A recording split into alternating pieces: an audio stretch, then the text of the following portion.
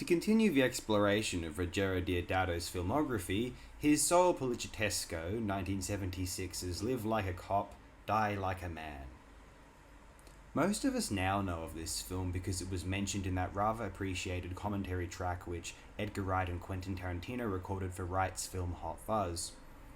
I remember in that commentary, Wright says that Tarantino screened the film for him prior to his embarking upon production of Hot Fuzz, and Wright states with satisfaction that the film, Live Like a Cop, Die Like a Man, lived up to its title.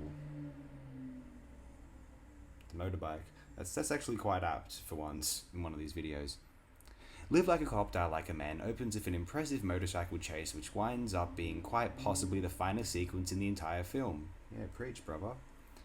Or at least the most technically admirable, for what follows is not the finest poliziesco I've ever seen, and far from the worst. It is sometimes enjoyable, although ruthlessly misogynistic, vaguely fascistic, and humorously, perhaps sadistically, misanthropic.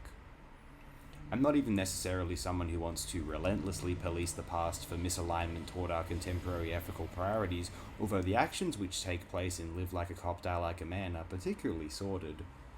I'm certain if you searched through the letterboxd comments of this title, and I did scan them briefly to see, it will be full of disgust and disdain for the content within this film, and they are quite right to.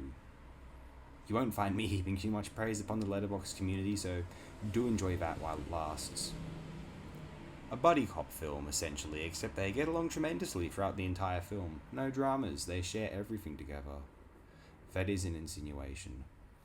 Relishing in police brutality, the dichotomy between the sexes, man's capacity for ethical failure, and criminals being shot right through the head, Live Like a Cop, Die Like a Man is a relatively functional example of poliziesque, although it can feel as though it is meandering. There are some cheap sets, their police station doesn't seem right, it felt more like a secret hideout with a receptionist desk to myself. Do police stations have Moneypenny-esque secretaries? To be fair, they are somewhat undercover, special cops or something or other. Maybe it was established why their station didn't look like the standard police precinct one recognises in other cop movies or, well, obviously other poliziesque.